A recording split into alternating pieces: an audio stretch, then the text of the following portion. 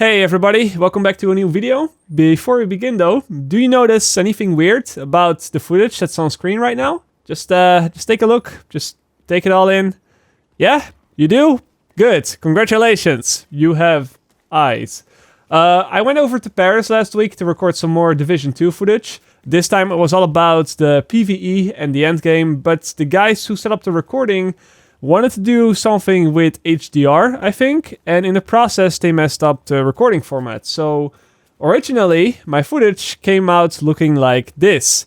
Then I did some color correction at home to try and bring it a little bit closer to the original, but my knowledge about color correction doesn't go much further than more contrast and more saturation. So although it looks close, it really doesn't match the original colors one-to-one just yet. But yeah, just for comparison, this is the footage without color correction, and this is the footage with color correction. Without, with, without, with, without, with.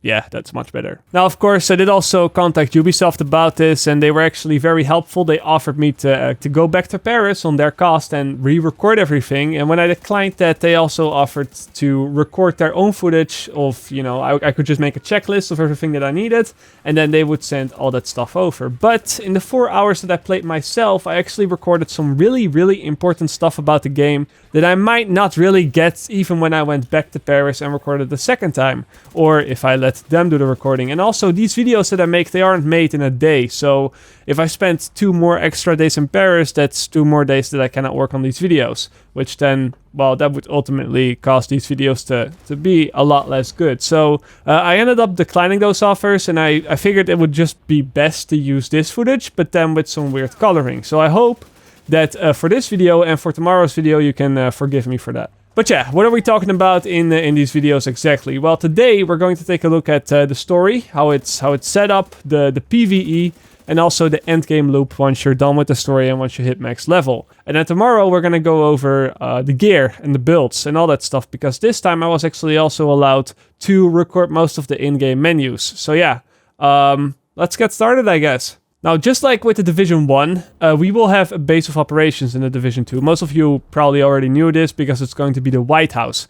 There's a lot of things that have changed though, because we do not have just 3 wings that we have to get 100% to get more skills, talents, or perks, but just like with the Division 1, most of the most basic features, such as the crafting bench or the recalibration station, those sort of things, they are offline at the start of the game, and you sort of have to play the game and do stuff to get those back online.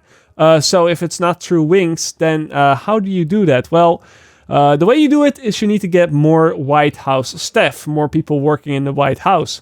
Of course, then the question, how do you get more White House staff? Thank you, great question. You can get more White House staff by helping settlements out that are spread across the map. Now, I assume that most people know what the word settlement means, but basically these settlements, they're places like mini base of operations or really big safe houses, if you compare it to the Division 1. And these settlements, they're controlled by civilians that basically survived throughout the whole apocalypse, throughout the virus. I said they're pretty similar to safe houses, but that's not really true, because settlements come with a whole lot of extra stuff that safe houses do not have. For instance, each settlement has a leader. And in the case of the settlement that I got to enter and that you will get to enter during the upcoming beta in a couple days, the leader was Odessa, a black female character that I can't show you because I wasn't allowed to record any cutscenes. But again, you will get to see all that in the beta when you play yourself in 3 days. Now, each of these leaders, they will have several missions for you, both main storyline missions that are actually part of the main campaign, and then side missions, and then also a whole bunch of smaller objectives in the area, such as, you know, just killing this guy or finding that hostage, or, you know, the really small sort of stuff. And once you complete those kind of things, all those missions, the side activities, you'll gain the people's trust. And as a reward, you'll get more staff at the base of operations from the settlement. People from the settlement start working at the base of operations. And then that allows you to unlock more of the White House's features. There are 4 settlements in total around the map, and you have to complete all of those settlements to get all of the perks of the White House, so to speak. So in a way, You can compare the settlements to the base of operation wings that we had in the Division 1. It's just that they're spread across the map and they're more stylized and they're in different areas and they got more story to them. That sort of stuff. Now, something that's also still in the game from the first game is the fact that you have to unlock your skills and perks. You still have to do that, but again, we have no wings, so there's a different way to do that. And no, it's not tied to the same thing, because otherwise I would have told you when I was talking about the settlements. But no, skills and perks this time, they can be unlocked in the White House through the Quartermaster. And this is a person that works in the White House as well. You'll have him right from the start, and you can find him on the left side right as you go through the main entrance of the White House. And you have to spend SHD tech to unlock any skill or perk of your choosing. You can choose any in any order. It's up to you. Of course, in the build that I played and in the beta that you will get to play soon, a lot of things are locked because they only want you to see a small portion of them. But when you play the full game, you can pick them in any order that you like. So you go to the Quartermaster, you spend that SHD tech, you can start off upgrading your hive or getting more medkits. And there's also stacked perks. So for example, you start off with a max armor kit capacity of 3, but then you can upgrade that to a maximum of 4, 5, and then also 6 after. So basically, you just keep spending SHD tech to advance your character, so to speak. Oh, and while we're talking about skills, I also wanted to show you a couple of new skills that I got to play with for the very first time. I guess they're not new skills, but they're new mods. We have the healer drone, the mortar drone, and the sniper turret, which we all knew existed, but we never really saw any footage of them, and we never really got to use them because they weren't available to us in the build that we played over at Massive just a couple months ago. And really, I already made 2 videos about the skills recently, so I didn't want to make another one just to fit these 3 mods in. So here, really quickly, I want to go over these skill mods. The healer drone, it's very simple. It flies around you and then slowly heals you over time. Or a teammate. If you assign it to a teammate, it will slowly heal a teammate over time. The mortar drone lets you manually select 2 locations in front of you. And then it will drop a couple of small explosions in between those 2 points. And then, of course, damage everybody in between there. And then we have the sniper turret, which requires you to assign it to a specific target. And then it will shoot a bullet right after you shoot your bullet in a very short time. Sort of like the Ghost Recon double tap style, where your AI teammates shoot tagged enemies right after you shoot your bullet. Really good for just quickly bursting down a target, I guess. And besides skills, we also had player talents in the Division 1, like critical save, strike back, on the move, and precision. And you could also unlock that in the base of operations, but it seems that those type of talents, they've essentially been removed from the game, and all those sort of things have been moved over to being on gear now. So we'll have more talents on gear, but we will not be able to select straight up player talents. So if you go to the Quartermaster in the White House, there's only actually 2 things you can unlock. It's the skills and other mods, and then also the perks, but there are no talents anymore. Now, I've mentioned that you will need to get SHD tech to pay for those skills and perks, but I haven't really said how to get SHD tech, but it's fairly simple. There are a lot of missions that reward you with SHD tech, both story missions and side missions, and you can even just collect SHD tech boxes around the open world, which will then also give you a couple of SHD tech. So I guess that to get every skill, every mod, and every perk, you'll have to pretty much 100% the game because, you get a lot of SHD tech from side activities and that sort of stuff. So I guess this is their way to eventually force players to at least play all the content once, I think. I will say, though, that I found the side missions in the game to be a lot more interesting this time around. Of course, with the Division 1, we all knew that they basically copy and pasted the same 5 missions all over the map. Save this hostage, defend this area, or assault this place. It's pretty much all the same, right?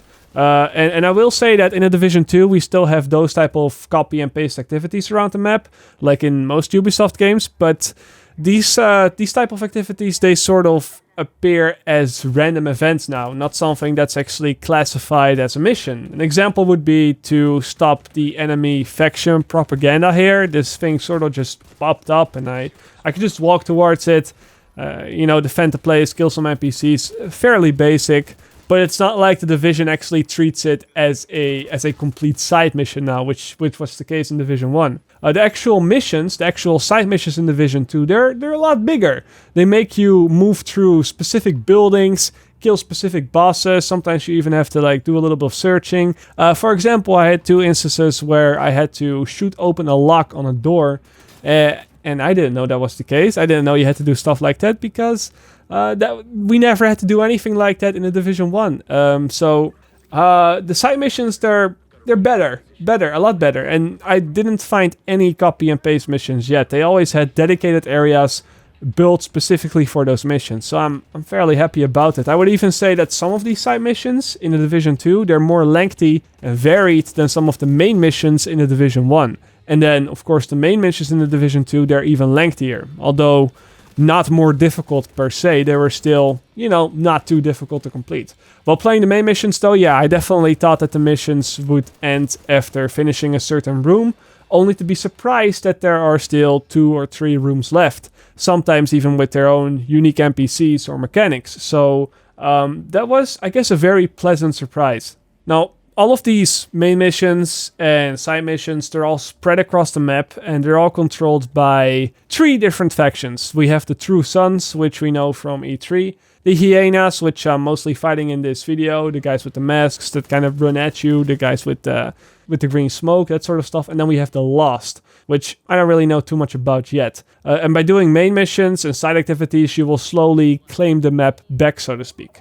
There are even these kind of control points where once you have a settlement that's nearby, you can go up there and you can shoot a flare up to the sky in the PvE world to request assistance from NPCs. And then these NPCs, they will come running from the settlement to help you out take over that control point. And yeah, these guys are actually useful, not like the JTF. There is a twist though, and this is the part where I'm going to talk about the end game, because once you complete most of the missions, once you complete the final mission, once you get level 30, once you take back the capital and pretty much clear the map, there is another faction, a new one, that invades the whole map and fights for control over it pretty much indefinitely. This 4th faction is called the Black Tusk, and this is basically the LMB that we know from the Division 1, but then on steroids, and they have a lot of new toys and even mechanical allies, such as these robot dogs and these turrets that drive around with 50 caliber rounds, and they can be pretty difficult to take down.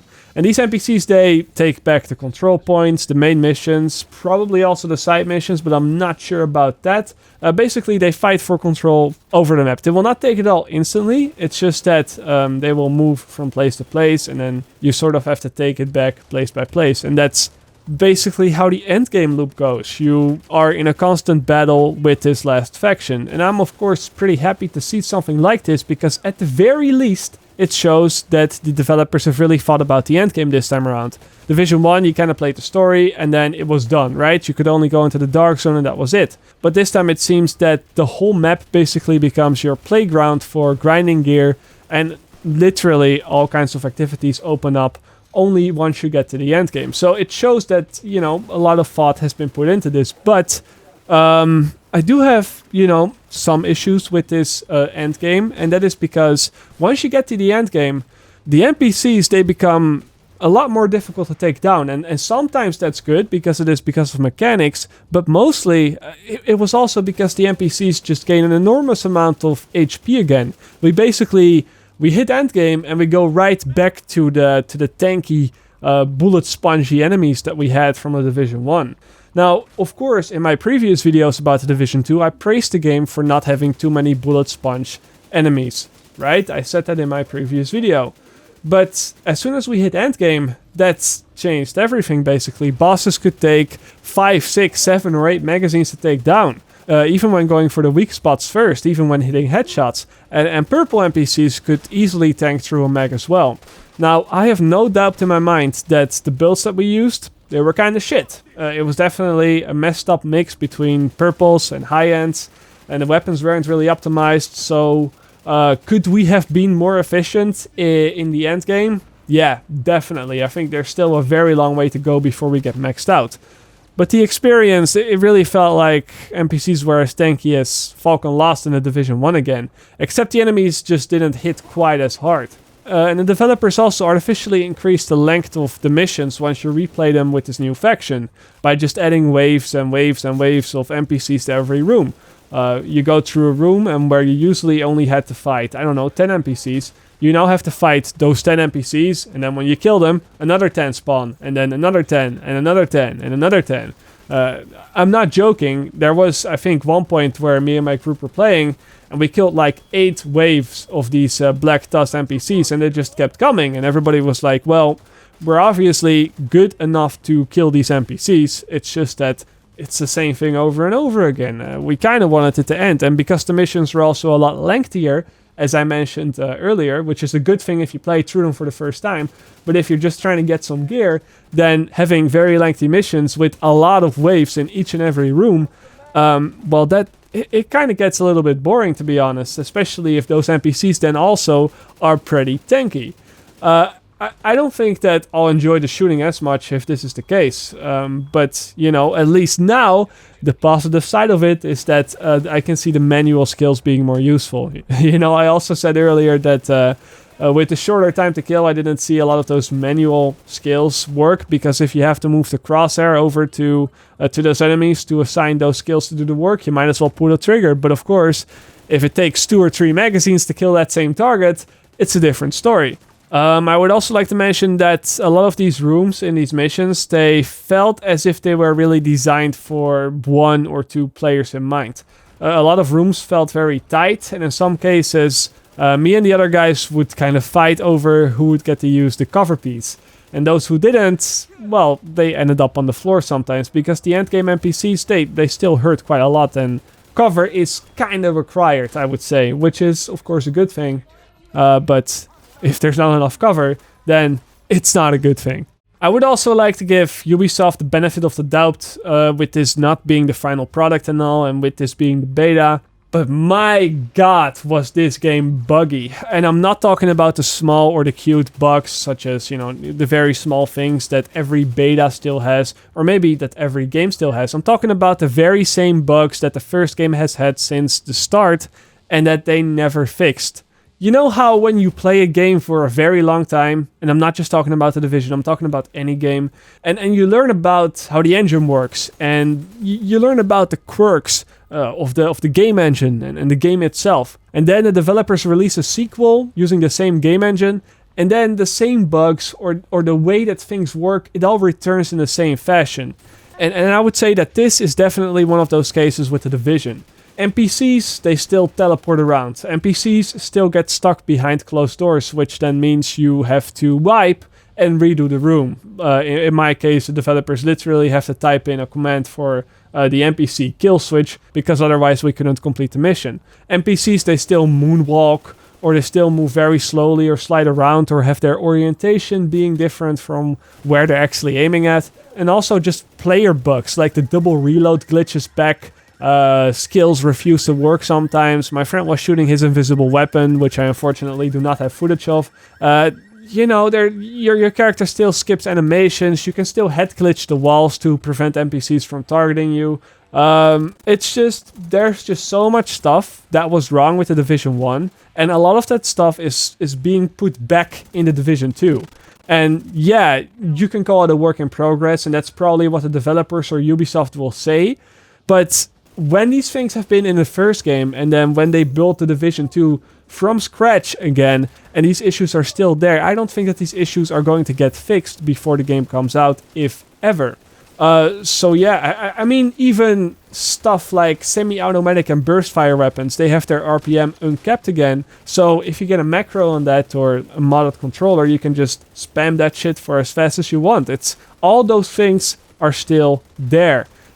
Same with the auto aim on the shotgun. It's really heavy again, which means we all know what that means, right? So, and also remember what I said about the movement a couple weeks ago on how the game moves the character for you.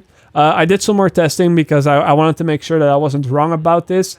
And this is what it looks like when I just walk in a straight line. The game actually does move my character to the left and the right for me whenever I'm running close to an object. And please just let me disable this, because I don't want to play PvP and then run towards a tight wall to take cover, and then my character just goes to the left and then I'm dead. Imagine running up to a tree in PUBG and then the game decides it is your time to go and then just put your character to the left of that tree. It's not great. I don't think I have to explain more about this on why this isn't great. Now, am I worried about the state of the division? Nah, not really. But that's also more because I'm not really worrying about video games anymore at this point. It's just like, if the game's good, the game's good. And if it's not good, it's not good. And it's not my responsibility, and it's not my problem. I just don't really care at this point. But if my life depended on this game being bug-free at launch, well, I'd probably go to a shop to pick up a nice coffin at this point. But yeah, I could be wrong, of course, and all these things could still be fixed before the game comes out. And if the issues do get fixed, I'll be happy. I'll be happy to eat my words, because that means that the game is only better. But I just have to see it to believe it first. Now tomorrow, I'll be back with a new video. I'll be looking at the gear, the talents, the mods, and all that stuff. Basically, how character building will work in the Division 2. I'll also show off a couple things about the vanity items. And then the 7th, the beta will start, so I'll make sure to, of course, stream that as well. But yeah, as always, I'll see you guys later, or like they say in the Netherlands, zie je later.